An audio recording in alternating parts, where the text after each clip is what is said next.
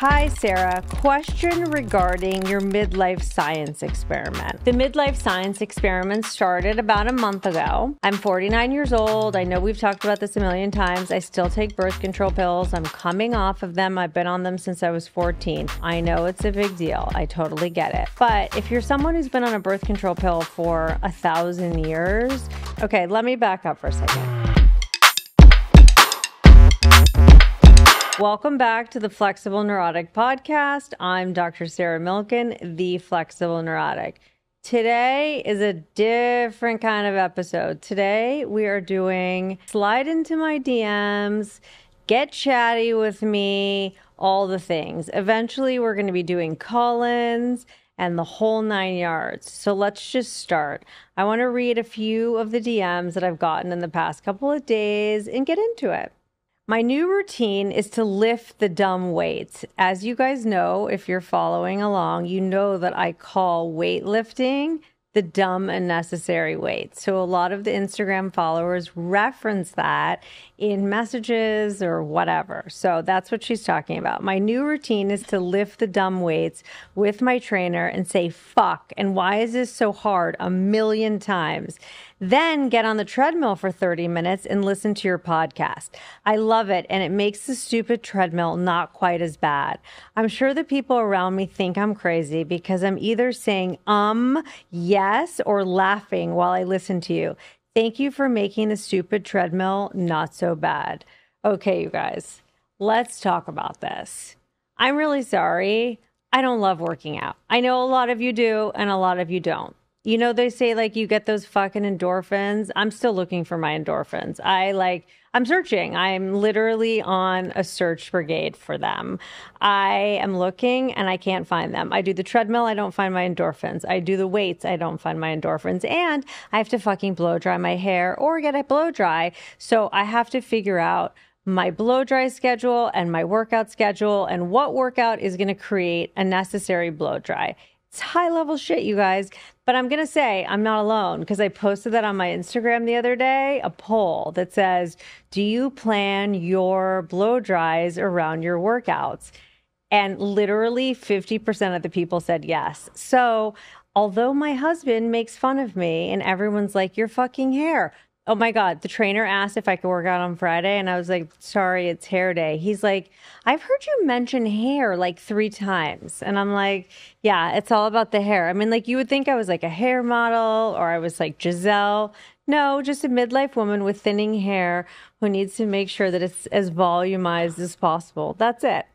Okay. The dumb weights, the name came from the fact that I hate it. Great. Necessary came from the fact that, as you guys know, all of our midlife bodies, brains, minds, all of it need to lift weights. Lifting weights is essential. Muscle is the number 1 organ in longevity. Muscle is number 1. It's the biggest pain in my ass and I dread it, but I do it anyway. It also helps when you have friends who do it or spouses who do it because my husband, he hates it too, actually lifts 3 times a week. So I'm like, fuck, he did it. So I have to do it too. And like, there are some people who just fucking love it and I fucking hate them because I wish I loved it. I wish. I actually have to dig deep to do it. So like this woman's DM said, love it, hate it, fuck it, say it's stupid, all the things, but just do it. Okay? We're in it. We're doing it. Do what you can. You don't have to bend over backwards and, run a 26-mile marathon, but you need to do the basic shit for your body and your brain. Okay, next DM. Hi, Sarah. Question regarding your midlife science experiment. Okay, let me back up for a second. The midlife science experiment started about a month ago. I'm 49 years old. I know we've talked about this a million times. I still take birth control pills. I'm coming off of them. I've been on them since I was 14. I know it's a big deal. I totally get it. But if you're someone who's been on a birth control pill for 1,000 years, you don't just go off one day. You do your fucking research. So, of course, I've met with like 6 different doctors, coming up with a plan for it. My libido's in the toilet bowl. I want to build more muscles. So one of my doctors, or many of the doctors, were like, your testosterone is like almost 0 because of the birth control pills. and being a midlife woman. So I was like, okay, bring it on. So I got the testosterone, I got the progesterone, and I'm basically doing a midlife science experiment on myself. And that's the way I describe it, because no one can do it for you. You have to do it for yourself. Obviously, you have a doctor, you have a team of doctors to come up with the medical treatment plan, but you're the only one who can do the science experiment on yourself. You're the only one who can do the science experiment on yourself. You're the one who rubs the testosterone in your inner thighs every morning. You're the one who takes a progesterone pill at night. You're the one marking down your symptoms on a pad or whatever and calling in and checking with the doctor. No one can do that for you. So until you're ready to embark on your own midlife menopause science experiment, nothing's getting done. Because no matter what doctor you go to, it could be the best doctor in the entire world, everybody's body handles every single item differently. Some people need this much testosterone. Some people need that much testosterone. Some people can use regular testosterone from the regular pharmacy. Some people need the bioidentical testosterone from the compounding pharmacy. Some people take progesterone from the compounding pharmacy. Some people can take run-of-the-mill progesterone from the regular pharmacy. And like for me, they gave me 100 milligrams of regular progesterone to start. I literally felt like I got hit by a baseball bat the next day. And I have friends who are taking 200 and 300, and I couldn't even do 100. So that's my point. If you don't try it out under your doctor's treatment plan on yourself, you'll never know.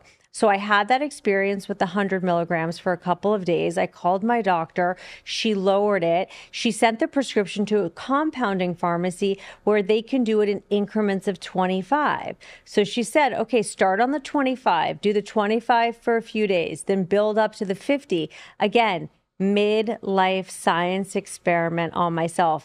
I can't tell you how many DMs I got from women who were like, oh my God, thank you so much for talking about this. I have to find those DMs. It was like, I finally took the estrogen out of my pantry. It's been sitting with my supplements for 6 months.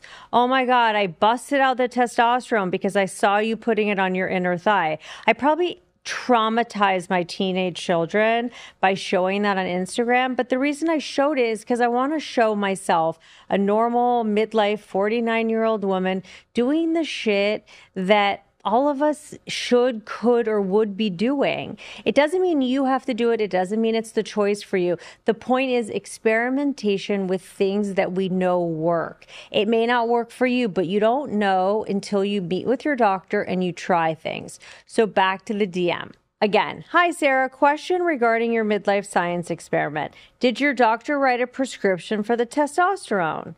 Yes, she did. Is it bioidentical or compounded? I actually got a prescription for both, and I'm using the compounded because I heard that it absorbs a little bit better. I don't know if that's myth or fact or whatever, but I'm just doing it. She wrote, it's so confusing what to ask for. I'm still trying to get educated myself. I was finally able to find a menopause specialist, and I finally had the HRT discussion. One that my former doctor wouldn't give me. I decided to start with the estrogen and progesterone first, although I did discuss wanting to use testosterone for low libido, but felt that there was some hesitation. Thank you. And I won't read her name. But that's my point, is she went to her original doctor. Her original doctor was like, poo-pooed it. So she went and found someone else who would give her the answers that she wanted. That's called self-advocacy. And in midlife, actually through all of life, we need to be our own advocates. There's no one sitting around waiting to rescue us, waiting to solve our medical problems other than my husband, because he has me. Who I'm like, here, do this. Oh, the blood test lady's coming to the house in 5 minutes. Like, he lucked out in that department because I do everything. But the average person who's not married to me has to take this on themselves. My kids, oh my God, they're like, no more blood tests. I'm like, yeah, that's what we're doing, because I'm really sorry, but 20-year-olds can have high cholesterol, which my kids, we'll talk about that in another episode. But they're mini adults, guys. So when people are like, oh, your kid's only 18 or 20, you can have medical stuff at 18 or 20. So don't forget to blood test your kids. Not scaring you, just giving you the info. Back to the testosterone. So I've been taking using the testosterone on my inner thigh for a little over 4 weeks now. They said for me to get retested at 6 weeks. Am I pulling the clothing off of my husband? No. Do I feel a little bit stronger in the gym? Yes. Do I feel more aggressive like some people complain about? No. My husband might have a different opinion. He told me I was being a little bitchy the other night, but he was chewing really loudly and biting his fork, and it was driving me fucking bananas. So I don't know what's what. I do know that the testosterone is giving me more energy. In terms of the progesterone, I'm still at the 25 milligrams because it really is strong for me. But I do love the fact that it has the anxiety reducing component and it helps you with your sleep. I don't absolutely have to be on the progesterone right now because I'm not taking HRT and I'm getting a different version of estrogen from my birth control pills. But when you do take HRT, the hormone replacement therapy, it is an absolute requirement that you take progesterone. So make sure you have that managed together because you absolutely need it. For me, because I'm taking the birth control pill instead, it's a slightly different scenario. Okay, let's find my next DM. I'm going to pray for you. She's talking about me being a half empty nester. I listen to all your podcasts and I get it. I know my time is coming. Luckily, my youngest might stick around even though he plays football. So who knows? Thank you for listening. I love all your insight. I haven't gotten through all of your last podcasts, but I'm so excited that you did the extended version this time. I needed that. I'm just saying. She's talking about the Kylie Cavaco wreck episode that was 3 hours long. So long, but I can't tell you how many people really loved it and appreciated it. I even got a message this morning that was like, oh my God, it was like I was listening to two friends talking. And I'm going to read you that one next. I just remembered that one. And so this woman is talking about how her kid, she hasn't gone through empty nest yet, but she sees what I'm going through. So part of my point is not all of us will have experienced every single little thing that the others have experienced in midlife, but we're kind of putting all the information out there, all the emotions out there to normalize it, because this woman will be there in a year or two and she will have watched my Instagram, listened to my podcast talking about how hard it is. And that makes her feel less alone and more normal. So that's part of the reason why I do this podcast, is to make people feel like they're more normal, that they're not alone in this, that midlife is a hard time. We are having psychological and physical transitions. Okay, I'm finding one more thing before we wrap up. Okay. Hey girl, I've been listening to your podcast every Sunday when I drive back to the city from Long Island. And in case anyone hasn't told you recently how good and enjoyable they are on a 2-hour drive, I figured I should tell you. I'm driving out early for Labor Day weekend now and thought, let me text her. She should know. Last one was with the woman whose parents were editors at Vogue, right? That was Kylie Cavaco wreck. Anyway, I felt like I was sitting with girlfriends. So there you have it. Have a great weekend. I'm signing off, and I'm actually going to put my full name here because there's 2 women that have the same name and I always confuse the 2. So anyway, my point is, I respond to all of your DMs. I appreciate all of your honesty, your vulnerability. I know how hard it is. I know I'm the TMI version and I just put it all out there, but it's not as easy for everyone else to do. So I do appreciate all of your vulnerability and all of your messages and all the comments on my Instagram. If you look at my Instagram is a very involved community. And that's because people like you are taking the time to like, share, comment. And if you go into the comment section, there are real conversations happening there. It's not just like heart, heart, heart. It's new people every single day joining this community and adding to the conversation. Midlife is, I started this platform 4 years ago. Now midlife is all the rage. When I started it, midlife was not all the rage. So I'm going to say that I'm a trendsetter. My kids are going to be like, no, you're not.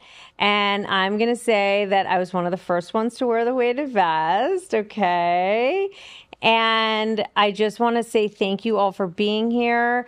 We're going to evolve the show. We're going to keep it messy, keep it organic, keep adding new things. Today was DMs. Next time, we're going to try to do some call-ins. So if you're interested in that, DM me. We'll have you call in, have you on the show, get really up close and personal. Thanks for being here. Like, share, follow, do all the things. There is a mourning period. And it's okay to mourn whatever it is. It's okay to mourn the maiden when you become a mother. And it's okay to mourn the motherhood when you become a woman again whose time has been spoken for. And to have your own time. It's okay to mourn that there was an exterior structure to your day.